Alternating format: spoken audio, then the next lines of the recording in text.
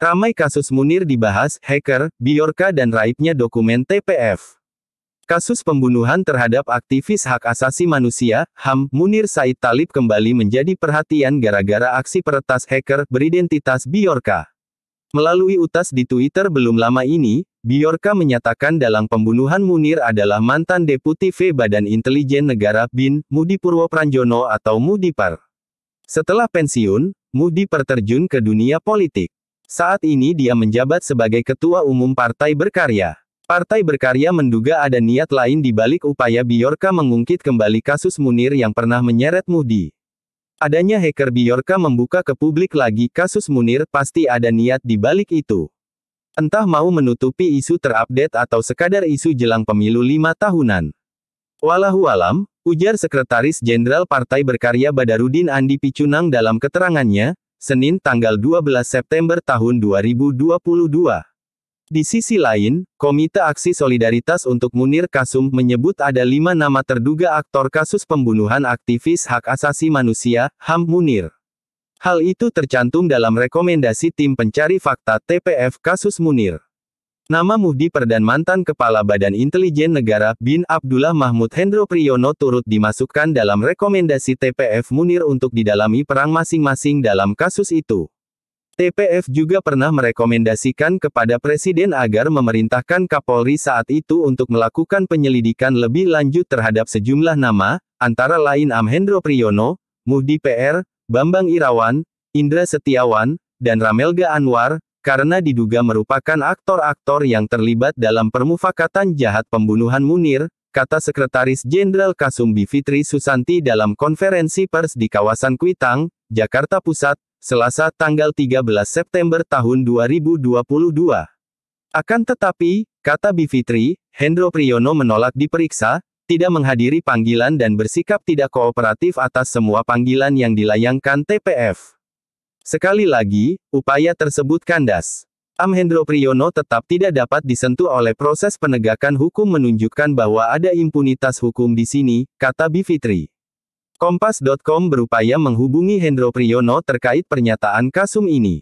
Namun, belum ada respons dari Hendro Priyono. TPF juga pernah merekomendasikan kepada Presiden agar memerintahkan Kapolri saat itu untuk melakukan penyelidikan lebih lanjut terhadap sejumlah nama, antara lain Hendro Priyono, Muhdi PR, Bambang Irawan, Indra Setiawan, dan Ramelga Anwar, karena diduga merupakan aktor-aktor yang terlibat dalam permufakatan jahat pembunuhan Munir, kata Sekretaris Jenderal Kasum Bivitri Susanti dalam konferensi pers di kawasan Kuitang, Jakarta Pusat, Selasa tanggal 13 September tahun 2022.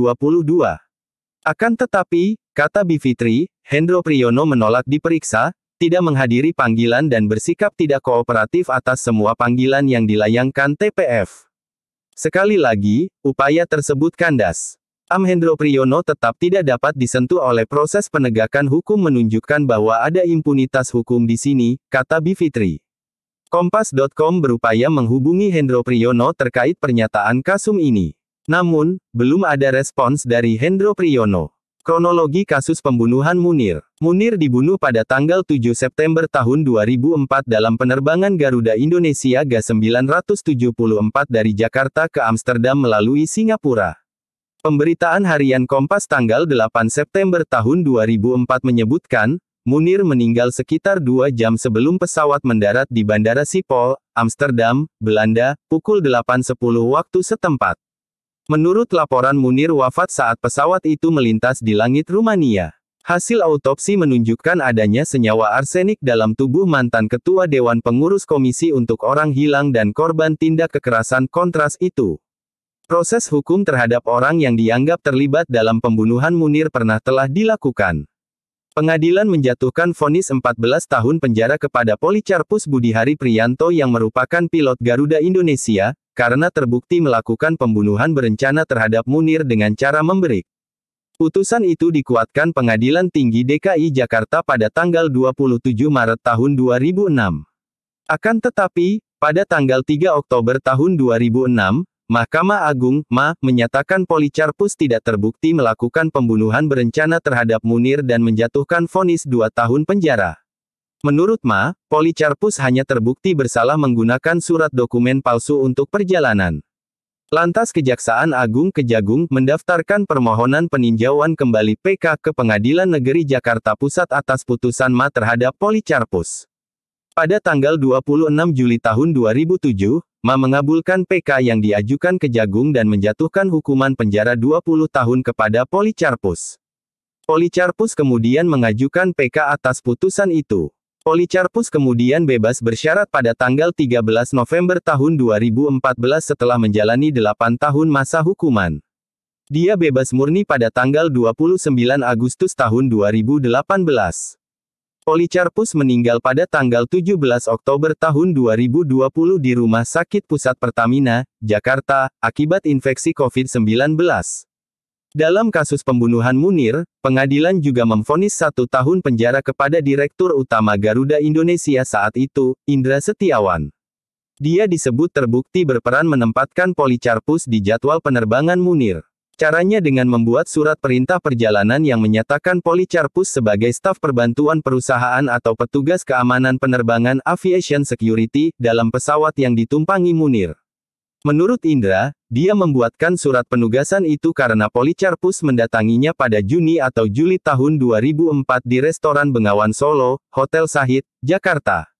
Dalam pertemuan itu menurut Indra, Polikarpus menunjukkan surat perintah dari BIN yang diteken oleh Wakil Kepala BIN saat itu Asad Said Ali.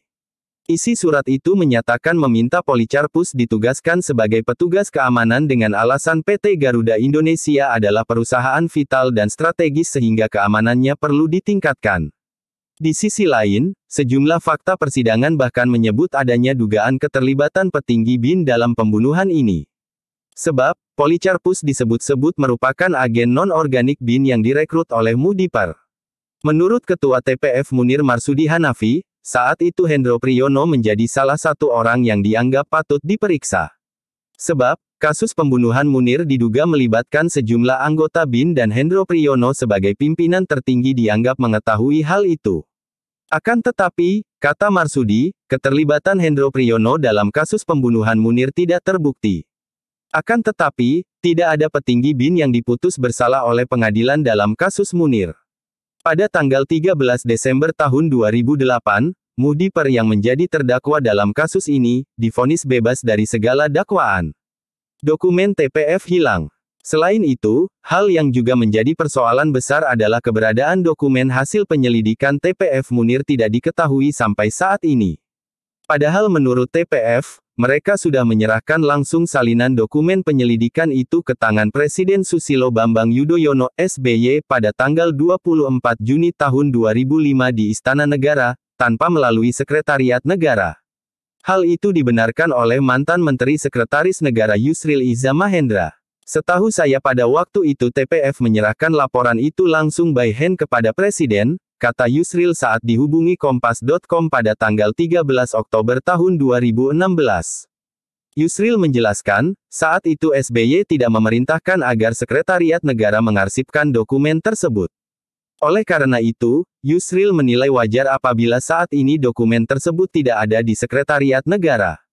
Kalau ditanya ke saya di mana arsip itu, ya tanya saja sama SBY, kata Yusril.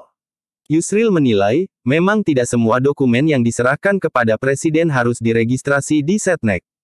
Hanya saja, yang jadi permasalahan adalah SBY tidak mengumumkan dokumen hasil penyelidikan TPF Munir hingga akhir masa jabatannya. Dokumen itu juga tak pernah dibuka ke masyarakat. Bahkan, saat pemerintah diminta membukanya, dokumen penyelidikan TPF diklaim hilang. Hilangnya dokumen itu baru diketahui pada pertengahan Februari tahun 2016, yakni pada saat Komisi untuk Orang Hilang dan Tindak Kekerasan Kontras mendatangi kantor Sekretariat Negara Setnek meminta penjelasan dan mendesak supaya hasil laporan TPF segera diumumkan. Isi rekomendasi TPF Munir. Isi rekomendasi TPF Munir pernah dibacakan oleh mantan Menteri Sekretaris Negara Sudi Silalahi dalam jumpa pers di kediaman SBY di Puri Cikeas, Bogor, pada tanggal 25 Oktober tahun 2016. Hal itu dilakukan setelah muncul desakan supaya Presiden SBY membuka dokumen TPF Munir. Isi lengkap rekomendasi TPF itu adalah sebagai berikut. 1. TPF merekomendasikan kepada Presiden RI untuk meneruskan komitmen Presiden dalam pengungkapan kasus pembunuhan Munir secara tuntas hingga mencapai keadilan hukum. Untuk itu perlu dibentuk sebuah tim baru dengan mandat dan kewenangan yang lebih kuat guna menindaklanjuti dan mengembangkan temuan-temuan TPF, serta mengawal seluruh proses hukum dalam kasus ini, termasuk dan terutama yang dapat secara efektif menindaklanjuti proses pencarian fakta di lingkungan BIN. 2. TPF merekomendasikan kepada Presiden RI untuk memerintahkan Kapolri melakukan audit atas keseluruhan kinerja tim penyidik kasus meninggalnya Munir dan mengambil langkah-langkah konkret untuk meningkatkan kapasitas penyidik Polri secara profesional dalam mengusut tuntas permufakatan jahat dalam jangka waktu yang wajar.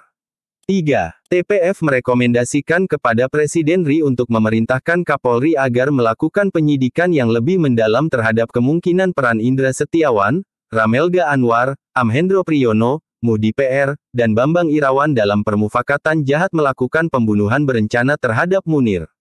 Menurut penjelasan Sudi, naskah penyelidikan TPF Munir itu diberikan kepada SBY selaku Presiden, Kapolri, Jaksa Agung, Kepala BIN, Menteri Hukum dan HAM, serta Sekretaris Kabinet. Bahkan dalam jumpa pers itu, Sudi meminta supaya pihak-pihak yang masih menyimpan dokumen TPF itu supaya menyerahkannya kepada Presiden Joko Widodo. Kami berharap para pejabat yang sedang mengemban tugas di jajaran lembaga kepresidenan, baik saat ini atau di masa Presiden SBY yang mengetahui di mana naskah itu disimpan, bisa menyerahkannya ke Presiden Jokowi, ujar Sudi. Klik subscribe dan follow.